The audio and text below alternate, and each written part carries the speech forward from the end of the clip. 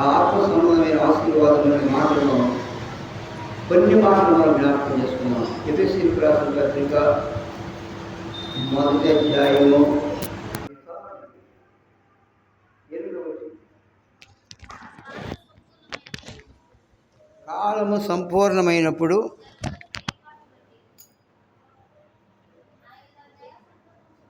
ఆయన తన దయా సంకల్పం చొప్పున తన చిత్తమును గూర్చిన మర్మమును మనకు తెలియజేసి మనకు సంపూర్ణమైన జ్ఞాన వివేచన కలుగుటకు ఆ కృపను మన ఎడల విస్తరింపజేసెను. ఆయన కృప అంటే అర్థం ఏమిటంటే, ఏ అర్హత లేనటువంటి వాడికి దేవుడు చేసే సహాయము, మేలు, దాన్ని కృప అంటారు. ఏ కారణం లేకుండానే దేవుడు మనల్ని ప్రేమిస్తున్నాడు. ఈ లోకంలో మన బిడ్డల పట్ల మనం ప్రేమ కలిగి ఉంటాం, కానీ పొరుగు వారి పట్ల మనం ప్రేమ కలిగి ఉండం. ఎందుకు? అది మన బిడ్డలు కాబట్టి మనం ప్రేమిస్తున్నాం. అలాగే వాళ్ళు కూడా మనం ప్రేమిస్తారు. పొరుగు వారు ఏం చేస్తారు? నాకెందుకు అనుకుంటారు. అలాగైతే మన ప్రభు అయిన యేసుక్రీస్తు వారు ఆయన మనల్ని ప్రేమించి తన కుమారులుగా మనం స్వీకరించాడు. ఎప్పుడు? కాలము సంపూర్ణమైనప్పుడు. ఎప్పుడు? కాలము సంపూర్ణమైనప్పుడు. కాలము సంపూర్ణం అంటే అర్థం ఏంటంటే, ప్రభు అయిన యేసుక్రీస్తు వారు మానవుడిగా ఈ లోకానికే వచ్చినప్పుడు. పరలోకంలో ఉన్నటువంటి ఆ ప్రభు నీ కొరకు, నా కొరకు, నువ్వెక్కడి నుండి ఈ మాటను వింటున్నావో నీ కొరకు కూడా ఆయన పరలోకము నుండి ఈ లోకానికి దిగి వచ్చాడు. అది దేవుని యొక్క ప్రేమ. కాలము సంపూర్ణమై ఉన్నది, మారు మనసు పొందుడి అంటాడు మరి ఒకసాట. కాలము సంపూర్ణమైపోయింది అంటే దేవుడు మానవుడికి ఏదైతే ఇవ్వాలో అది గ్రాంటెడ్ అయిపోయింది, అనుగ్రహించాడు. మళ్ళీ ప్రత్యేకంగా మనం ఎదురు చూడని అవసరం లేదు. ఎందుకంటే దేవుని వాక్యం సెలవిస్తుంది, ప్రతి ఆశీర్వాదమును మనకు అనుగ్రహించను, ఇచ్చేసాడు ఆయన. చాలామంది జీవితాల్లో ఆయన ఆశీర్వాదాలని పొందలేని వారుగా బ్రతుకుతున్నారు. వారి జీవితాలు మార్చుకోకుండా, మారు మనసు పొందకుండా పాపపు జీవితాన్ని కొనసాగిస్తూ దేవునికి దూరస్తులుగా బ్రతుకుతున్నారు. అది మనకు క్షేమము కాదు, అది మనకు మంచిది కాదు. ఆలోచించండి. ప్రభు అయిన యేసుక్రీస్తు వారు మనల్ని ప్రేమించి మన కొరకు చూడండి, తండ్రితో కూడా ఉండుట, విడిచిపెట్టకూడని భాగ్యమని ఎంచుకొనలేదు. మనుషుల పోలికగా పుట్టి దాసుని స్వరూపమును ధరించుకొని తన్ను తానే రిక్తునిగా చేసుకొనెను. చూడండి, మనుష్యుల పోలికగా పుట్టినటువంటి దేవుడు ప్రభు అయిన యేసుక్రీస్తు వారు. ఏ పోలిక? మనుషుల పోలిక. మనం మనుషులం కాబట్టి ఆయన మనుషుల పోలికగా వచ్చాడు. అసలు మన స్వరూపం దేవుని స్వరూపం. మన స్వరూపం ఎవరిది? దేవుని స్వరూపం ఆది కాండంలో ఉంటుంది. మన స్వరూపమందు మన పోలిక చొప్పున నరులను చేయుదుము అంటారు. అక్కడ ముగ్గురు కనబడుతూ ఉన్నారు, తండ్రి, కుమార, పరిశుద్ధాత్మ దేవుడు, ముగ్గురు. అందుకని మనము అంటాడు, అక్కడ మన స్వరూపం అంటాడు, నా స్వరూపం అంటలేదు. మనం ఆరాధించే దేవుడు త్రియేక దేవుడు. పేరులు 3 కానీ దేవుడు ఒక్కడే. ముగ్గురు దేవుడు కాదు మన దేవుడు, ఒకే దేవుడు ఆయన. కానీ పేర్లు మాత్రం 3, తండ్రి, కుమార, పరిశుద్ధాత్మ దేవుడు ఆయన. చూడండి, తన పోలికలో మనల్ని సృజించాడు, తన స్వరూపంలో మనం చేశాడు. తన యొక్క ఊపిరి మనకు అనుగ్రహించాడు. తన ఊపిరి. ఈరోజు మనం బ్రతికున్నామంటే మనలో ఉన్న ఊపిరి ఎవరిది? దేవునిది. మన తల్లిదండ్రులు మనకి ఇవ్వలేదు ఈ ఊపిరి, దేవుడిచ్చాడు. ఆలోచన చేయండి. అనేక మంది జీవితాల్లో ఈ సత్యాన్ని గ్రహించలేక ఇంకా మారు మనసు పొందకుండా దేవునికి దూరస్తులుగా జీవిస్తూ ఉన్నాడు. ఆయన మనల్ని ప్రేమించాడు, మన కోసం ప్రాణం పెట్టాడు. ఆలోచించండి, ప్రేమించిన దేవుడు ప్రాణం పెట్టాడు. దేవుడు మన ఎడల తన ప్రేమలో వెల్లడిపరుస్తున్నాడు. ఎట్లనగా మనం ఇంకనూ పాపులమై ఉండగానే క్రీస్తు మన కొరకు చనిపోయాడు. రోమా 5:8 ఉంది ఈ మాట. చూడండి, మనం ఇంకనూ పాపులమై ఉండగానే, మనం ఏదో మంచివాళ్ళం కానీ, లేకపోతే పుణ్యాత్ములమనో ధర్మాత్ములమనో ఏదో పుణ్యకార్యాలు చేసేవాళ్ళం అని కాదు, మన కోసం ప్రాణం పెట్టింది మనల్ని రక్షించడానికి. ఎందుకు? తన పోలికలో మనల్ని నిర్మించాడు కనుక మనం నశించిపోవడం ఆయనకి ఇష్టం లేక ఆయన మధ్యవర్తిగా లోక పాపను మోసుకొని పోవు దేవుని గొర్రె పిల్లగా ఈ లోకానికి వచ్చాడు. మన కోసం సిలువలో వధించబడ్డాడు, సమాధి చేయబడ్డాడు, 3వ దినాన్ని తిరిగి లేచాడు.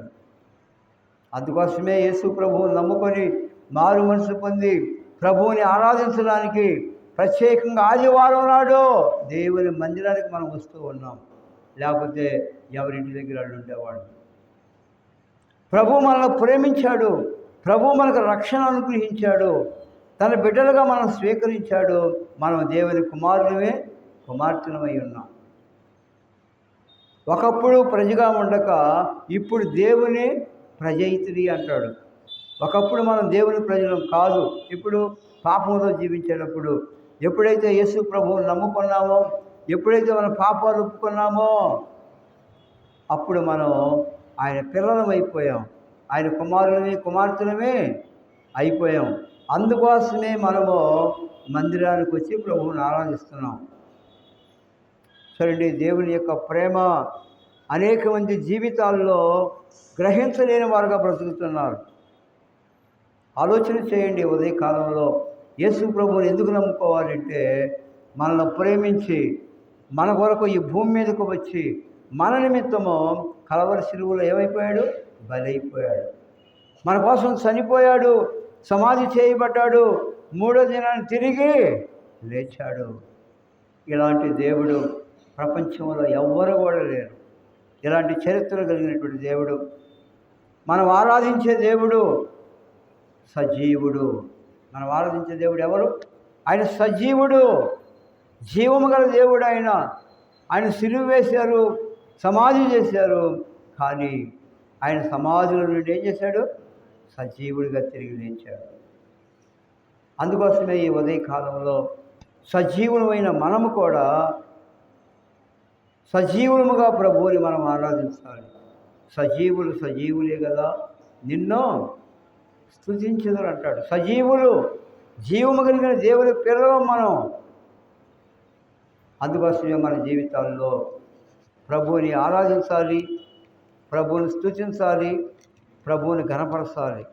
అదే మన జీవితాల్లో గొప్ప భాగ్యం. ఇది ఇంకెంతకంటే భాగ్యం ఈ లోకంలో ఏది లేదు. నీకు ఎంత డబ్బు ఉండా, ఎంత హోదా ఉండా, ఎన్ని ఉండా, నీ జీవితంలో అన్నీ సున్నా. గుర్తుపెట్టుకోండి, ఎన్ని కలిగి ఉండా, ఎన్ని సున్నాలకు చుట్టినా కానీ దానికి విలువ లేదు. ఆ సున్నాలంబడి ఒకటికి ఇస్తే అది చాలా విలువకి వెళ్ళిపోతుంది. యేసు ప్రభువుని కలిగి ఉన్నటువంటి వాడు ఎవరంటే వాడు జీరో అన్నమాట. అంటే వాడు జీరో అంటే ఏం విలువ లేనటువంటి వాడు. ఒకవేళ ఈ లోకంలో నువ్వు ఎన్నైనా కలిగి ఉండొచ్చు, నీ జీవితంలో యేసయ్య లేకపోతే నీవు జీరో. జీరో అంటే అర్థం ఏంటి? సున్నా. సున్నాకి ఏమైనా విలువ ఉందా? ఆలోచించండి, సున్నాకి విలువ లేదు. దేనికి విలువ ఉంటుంది? ఆ సున్నాముడు ఒకటే పెడితే ఆ సున్నాకి విలువ వస్తుంది. 5 సున్నాలు పెట్టినా విలువ లేదు. 5 సున్నాలు పక్కన ఒకటి పెడితే అది 1,00,000 అయిపోతుంది. ఏమనుకుంటున్నారు? యేసు ప్రభువుని నమ్మకపోతే ఏమంటా మా ఇష్టం అనుకుంటున్నారా? జాగ్రత్త. యేసు ప్రభువుని నమ్మనవాడు ఎవరైనా సరే నరకానికి వెళ్ళిపోతాడంతే. ఆ నరకం నుండి నువ్వు తప్పించుకొని పరలోకానికి వెళ్ళాలంటే ప్రభు అయిన యేసుక్రీస్తు నామములో నీ పాపములు ఒప్పుకొని వాటిని విడిచిపెట్టి దేవుని బిడ్డలుగా బ్రతకాలి. అప్పుడే మన జీవితాలలో నెమ్మది దొరుకుతుంది, సంతోషం దొరుకుతుంది, సమాధానము దొరుకుతుంది. చూడండి ఎంతగా మరి ఆ ప్రభు మనల్ని ప్రేమించాడో మనం ఆ దేవుని వాక్యంలో మనం చదువుతూ ఉన్నాం. ఇంతగా ప్రేమించే దేవుడు యేసు ప్రభువు తప్ప ఈ ప్రపంచంలో ఎవరు లేరు. ఒకే దేవుడు యేసు ప్రభు. ఏదో మనుషులు అనుకున్నట్లుగా అనేక మంది దేవుళ్ళు లేరు లోకంలో. ఒకే దేవుడు, ఆయనే సజీవుడైనటువంటి ప్రభువైన యేసుక్రీస్తు వారు. మరణాన్ని జయించి మూడో దినాన తిరిగి లేచిన వాడు ఆయన. అందుకనే మనం ఆయన ఆరాధిస్తున్నాం. మనం ఆరాధించే దేవుడు సజీవుడు, మరణాన్ని జయించాడు. ప్రపంచంలో మరణాన్ని జయించిన వాడు ఇంతవరకు యేసు ప్రభు తప్ప పుట్టలేదు. మీరు చరిత్రను చూడండి, బైబిల్ చదవండి, ఇంకా గ్రంథాలు చదవండి, కానీ సజీవుడిగా తిరిగి లేచిన దేవుడు ఎవరంటే యేసు ప్రభువు మాత్రమే. అందుకోసమే మన జీవితాల్లో యేసు ప్రభువుని మనం ఆరాధించాలి. మనల్ని రక్షించడానికి మనశిక్ష ఆయన అనుభవించాడు. మనం పొందవలసిన మరణాన్ని యేసు ప్రభువు పొందాడు. అందుకోసమే యేసు ప్రభువు నమ్ముకోవాలి, ప్రార్థించాలి, ఆరాధించాలి, బైబిల్ చదువుకోవాలి, బ్రతికినంతకాలం ప్రభువు కోసం బ్రతకాలి. అందుకని అపోస్తలుడైన పౌలు అంటాడు, నా మటుకైతే బ్రతుకుడు క్రీస్తే, సావైతే లాభం అన్నాడు. కారణం ఏంటి? నేను బ్రతికితే క్రీస్తు కోసమే బ్రతుకుతాను అంటున్నాడు. అంతే. ఏదో లోకంలో సంపాదించాలి, బిల్డింగులు కట్టియాలి, పొలాలు కొనాలి, అయ్యి కొనాలి, ఈ కొనాలి, వీటి కోసం కదా బ్రతికేది. బ్రతికినంతకాలం ఎవరి కోసం బ్రతకాలి? ప్రభువు కోసం బ్రతకాలి. అందుకని అంటాడు, నా మటుకైతే బ్రతుకుట క్రీస్తే, సావైతే లాభం అన్నాడు. సావైతే లాభం. ఈ లోకంలో సావు అనేది కీడుగా ఎంచుతారు. సావు అనేది దేనికి ఎంచుతారు? కీడుగా ఎంచుతారు. కానీ దేవుని పిల్లలకు అది లాభము. కారణం ఏంటి? ఈ లోకంలో ఉన్న కష్టాలు, బాధలు అన్నిటిని వదిలిపెట్టి విశ్రాంతి తీసుకోవడానికి పరలోకానికి వెళ్తారు. ఈ లోకంలో ఉన్నంతకాలం ఏదో సమస్యలు ఉంటాయి, బాధలు ఉంటాయి, కష్టాలు ఉంటాయి, నష్టాలు ఉంటాయి, వేదనలు ఉంటాయి. తప్పదు. ఎవరికి ఉండే బాధలు వాడుకుంటాయి. ఉండవాడికి ఉండే బాధలు ఉండవాడుకుంటే, లేనివాడికి ఉండే బాధలు లేనివాడుకుంటాయి. అంటే ఈ లోకంలో బ్రతికినంతకాలం అది. కానీ నీ జీవితంలో ప్రభువుని కలిగి నీవు జీవిస్తున్నప్పుడు ఈ లోకాన్ని విడిచిన వెంటనే ఈ లోకంలో కళ్ళు మూసుకుంటావు, పరలోకంలో కళ్ళు తెరుస్తావు. చూడండి ఎంత గొప్ప ధన్యత. అది యేసు ప్రభువు నమ్మినటువంటి వారికి సాధ్యము.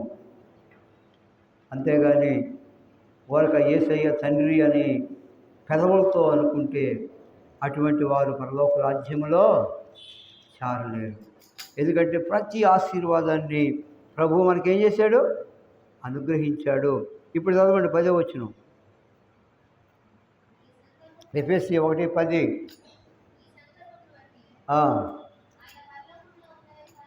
ఆయన పరలోకములో ఉన్నవే కానీ భూమి మీద ఉన్నవే కానీ సమస్తమును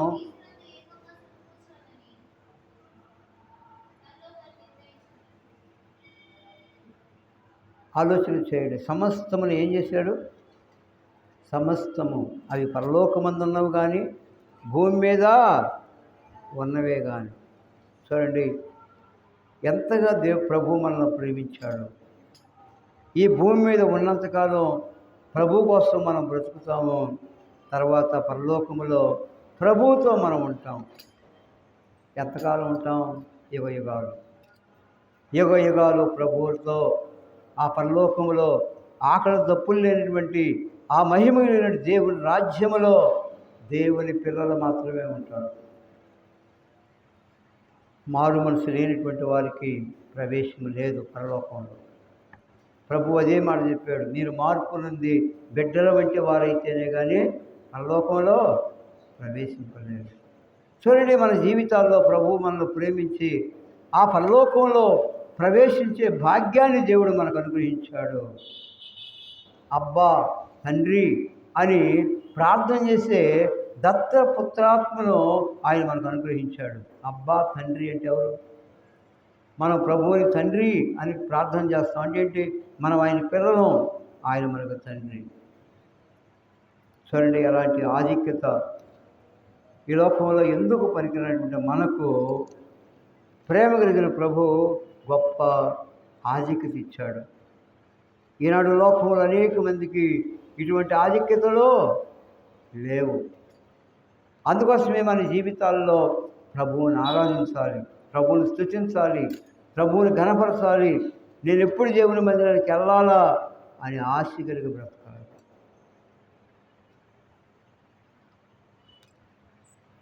నేను 9 గంటలకల్లా వచ్చేసాను మందిరానికి. 9 గంటల ముందే వచ్చా.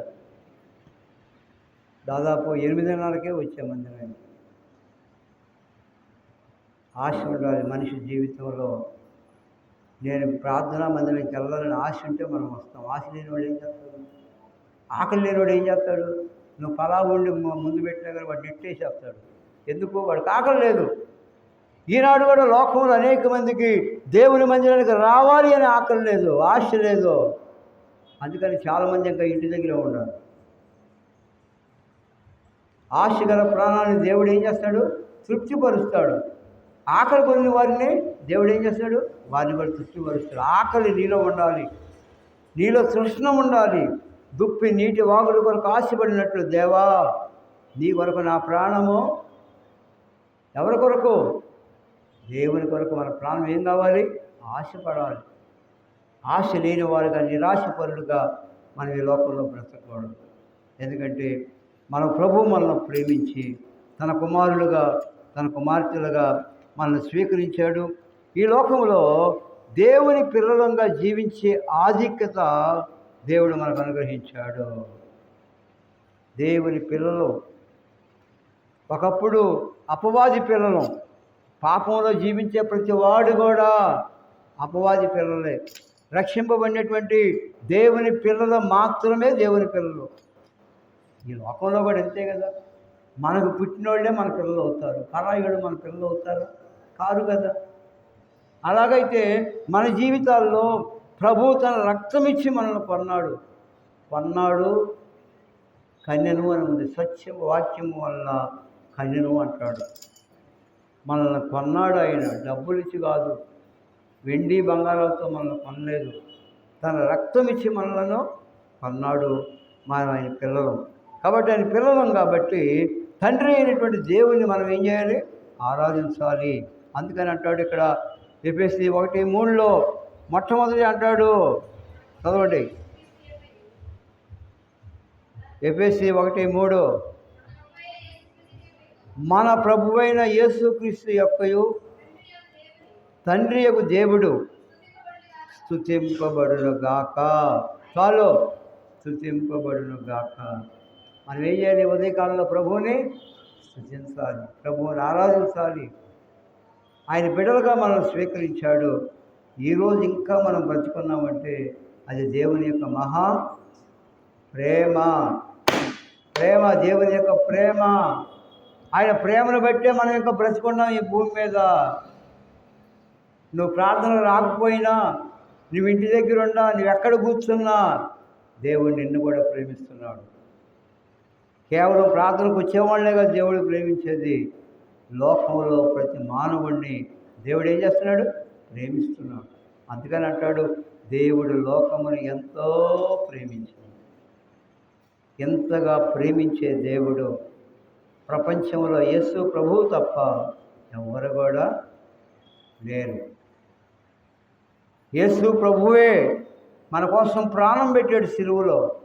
పాపం చేసింది మనం, పాపానికి శిక్ష అనుభవించింది ఎవరు? యేసు ప్రభు. వాస్తవంగా మనల్ని వేయాలి సిలువ. మన చేతులు మంచివి కాదు, మన చూపులు మంచివి కాదు, మన నడక మంచిది కాదు, మన ఆలోచనలు మంచివి కాదు, మన తలంపులు మంచివి కాదు. మనిషి నిలువల్ల చెడిపోయినాడు. అందుకని ఒక కవి అంటాడు, తేలికేం కొండెంలో ఉంటుంది విషం, పాముకి కూరల్లో ఉంటుంది విషయం, కానీ మనిషి నిలువెల్ల విషయం అంటాడు. మనిషి నిలువెల్ల విషయం అంటాడు. కారణం ఏంటి? మనిషి స్వభావం అటువంటిది. చూడండి, ఇలాంటి పాపంతో నిండిన మనలను తన రక్తము చేత మనల్ని విమోచించి తన పిల్లలుగా మనం స్వీకరించాడు. ఇప్పుడు మనం ఏమై ఉన్నాం? దేవుని పిల్లలమై ఉన్నాం. ఒకప్పుడు ఆధిక్యత మనకు లేదు. ఒకప్పుడు మనం అపవాది పిల్లలు. మీరు మీ తండ్రి యొక్క అపవాది సంబంధులు అంటాడు. ఎప్పుడు? యేసు ప్రభువుని నమ్ముకోకముందు. నువ్వు ఎప్పుడైతే నీ జీవితంలో యేసు ప్రభువుని నమ్ముకొని ఆయన బిడ్డగా జీవిస్తున్నావో అక్కడి నుండి నీవు దేవుని బిడ్డవు, దేవుని బిడ్డవు, దేవుని పిల్లలం. అందుకని దేవుని పిల్లలు ఏం చేయాలి? దేవుని ఇంటికి సకాలానికి రావాలి. దేవుని ఇల్లు ఏంటి? మందిరమే దేవుని ఇల్లు. సమయాన్ని పాటించాలి, ప్రభువుని ఆరాధించాలి, దేవుని వాక్యం వినాలి, ప్రభువుని కీర్తించాలి, స్తుతించాలి. బ్రతికినంతకాలం ప్రభువు కోసం బ్రతకాలి. ఈ ఉదయకాలంలో మరి అందరూ తలలు వంచి మరి మొట్టమొదట సహోదరీలు ప్రభువుని ఆరాధించండి. చాలా టైం ఉన్నది. ఈరోజు 10 గంటలకే ప్రారంభించాం. మరి ఎండలు కూడా కొంచెం